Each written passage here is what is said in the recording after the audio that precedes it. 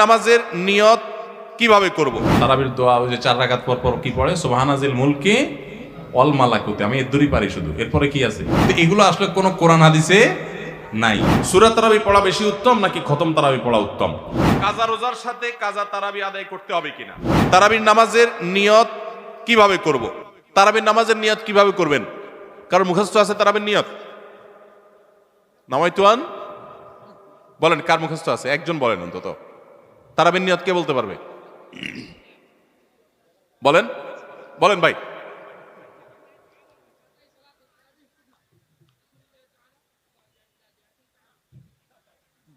মাশাআল্লাহ মাশাআল্লাহ, এবারে পুরস্কার দেওয়া উচিত।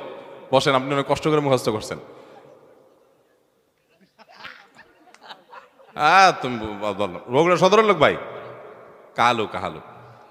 আচ্ছা ভাই, তারাবির নামাজ বা যে কোনো নামাজের নিয়ত জরুরি। নিয়ত ছাড়া কোনো আমল হবে না।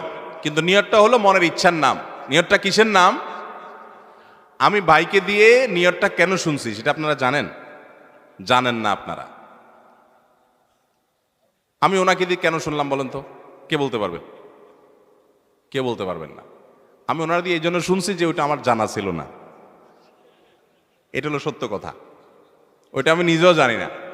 নামাইতুয়ান দিয়ে শুরু এটা জানি, কিন্তু বাকি শেষেরটা আমি জানি না। এই জন্য আমি চাইছি একটু শুনতে আর কি।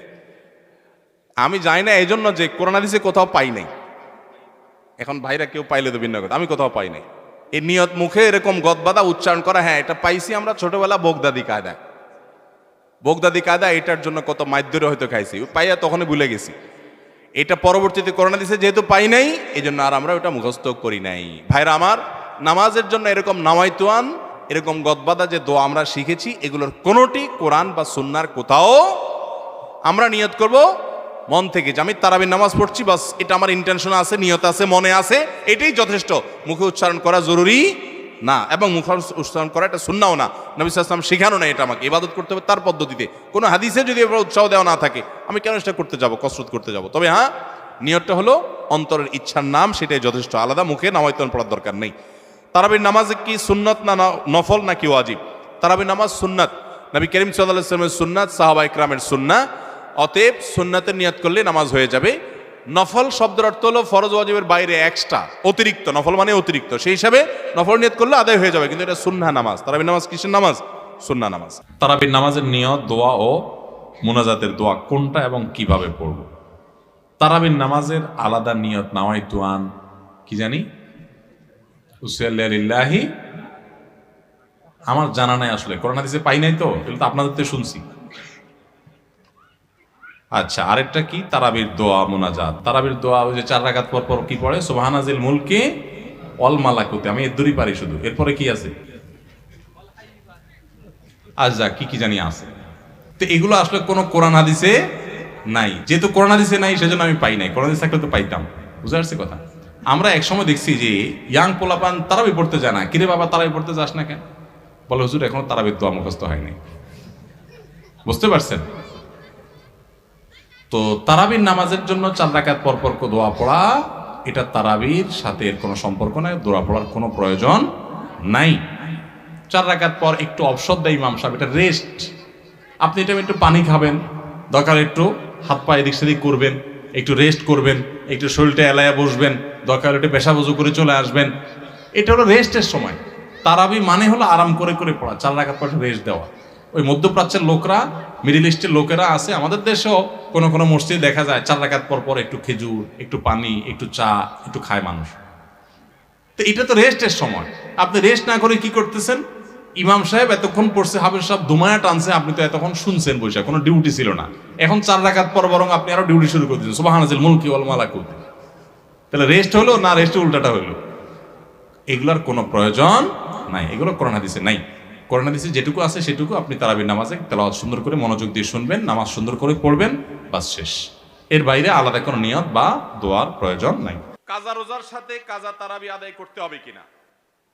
কারোর কোনো রোজা কাজা হয়েছে, এই রোজাটা যখন রমজানের পরে আপনি কাজা রাখবেন, তারাবির নামাজটাও কাজা করতে হবে কিনা? উত্তর হলো তারাবির নামাজের কাজা লাগবে না। আপনি শুধুমাত্র রোজার কাজা করলে কি কাজা আদায় হয়ে যাবে। আপনার 5টা রোজা ভাঙতি পড়েছে, অনেক মা বোনরা মাসিকের কারণে রোজা ভাঙতি পড়ে, তাহলে যে কয়টা ভাঙতি পড়ছে সেগুলো আপনি রেখে দিবেন রমজানের পরে। অসুস্থ হওয়ার কারণে আপনি পুরুষ মানুষ রোজা রাখতে পারেন না, রমজানের পরে সেই কয়টা রেখে দিবেন। সফরে ছিলেন রোজা রাখতে পারেন না, সেগুলো রেখে দিবেন। ওর সাথে তার তারাবি আদায় করতে হবে না। তারাবির সাথে রোজার সম্পর্ক নাই, তারাবি স্বতন্ত্র আমল। আমরা অনেকে ভুল জানি, মনে করি যে যদি কোনোদিন তারাবি পড়তে না পারি তাহলে বোধহয় রোজা রাখা যাবে না, এরকম ভুল ধারণাও অনেকের আছে। রোজার সাথে তারাবির কোনো সম্পর্ক নাই। এমনকি একজন মানুষ রোজা রাখতে পারছে না কিন্তু তারাবি পড়ার সুযোগ আছে, তিনি অবশ্যই তারাবি পড়ার চেষ্টা করবেন, কারণ দুইটাই স্বতন্ত্র ইবাদত। তারাবি পড়া সুন্নাত আর রোজা রাখাটা ফরজ। সূরা তারাবি পড়া বেশি উত্তম নাকি খতম তারাবি পড়া উত্তম? অবশ্যই যদি আপনি কোরআনে কারিমের খতম পড়তে পারেন সূরা তারাবির চাইতে সেটা উত্তম, এতে কোনো সন্দেহ নাই। সূরা তারাবিতে তো সামান্য ছোট ছোট আপনি কেরাত পড়বেন, আর খতম তারাবিতে বড় বড় কেরাত পড়বেন। তো কোরআন বেশি তেলাওয়াত করাটা তো অল্প তেলাওয়াত করার চাইতে বেশি উত্তম, সেটা তো বলাই বাহুল্য। এই জন্য অবশ্যই খতম তারাবি উত্তম। কিন্তু খতম তারাবি যদি তুফান মিল গতিতে হয়, 5G 6G গতিতে হয়, তাহলে সেই খতম তারাবি যদি হয়, যেই খতম তারাবিতে কি পড়েন হাবেশ সাহেবের শুধু ইয়া আলামুন আর তা আলামুন ছাড়া কিছু না বুঝেন, তাহলে ওই রকম খতম তারাবি পড়ার চাইতে সূরা তারাবি পড়া উত্তম। কথা কি বুঝতে পারছেন? যদি হাবেশ সাহেব মাঝখানে কি পড়ে কিছুই বুঝেন না, শেষে শুধু ইয়া আলামুন আর তা আলামুনের টান দেখে বুঝতে পারলেন যে এখন রুকুতে যাবে, তাহলে এই তারাবি পড়া আর না পড়াতে কোনো পার্থক্য নাই।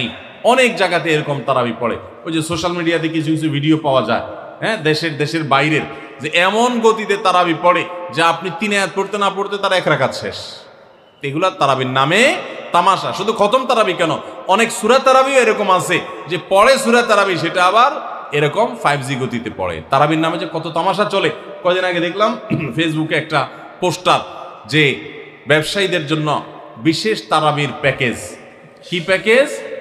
7 দিনে খতমের প্যাকেজ, 5 দিনে খতমের প্যাকেজ, আর একটা 3 দিনে খতমের প্যাকেজ।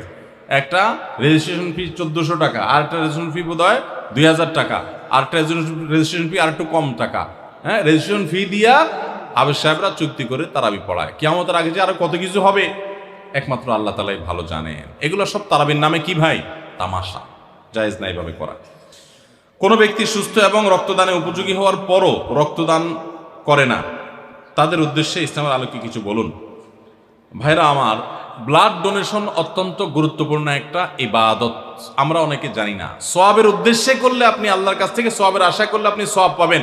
জানলা একজন অসুস্থ ব্যক্তি, তার হয়তো রক্তের দরকার হবে, সুস্থ মানুষের তো রক্ত লাগে না, সো আমি আমার শরীর থেকে 1 ব্যাগ রক্ত দিলাম, প্রপারলি এটা নেওয়া হলো আমার শরীর থেকে এবং দেয়া হলো একজন রোগীকে, তাহলে একজন রোগীর সেবা করার, নিজের শরীরের রক্ত দেওয়ার সব আপনি পেয়ে গেলেন। কত বড় একটা ব্যাপার! একটা পয়সা খরচ করা ছাড়া আপনি একজন মানুষকে, এমনও হতে পারে এই 1 ব্যাগ রক্তের বিনিময়ে মাধ্যমে ওই লোকটা বেঁচে গেল বড় রোগ থেকে, বড় অসুস্থতা থেকে বা মৃত্যু থেকে, তাহলে বিরাট বড় সওয়াব।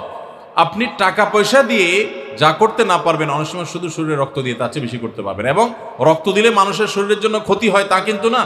তাহলে আমরা কেন এটা থেকে কার্পণ্য করব? ইনশাআল্লাহ আসন্না ফাউন্ডেশন থেকে অচিরেই আমরা একটা বৃহত্তর পরিসরে ব্লাড ব্যাংক করতে যাচ্ছি।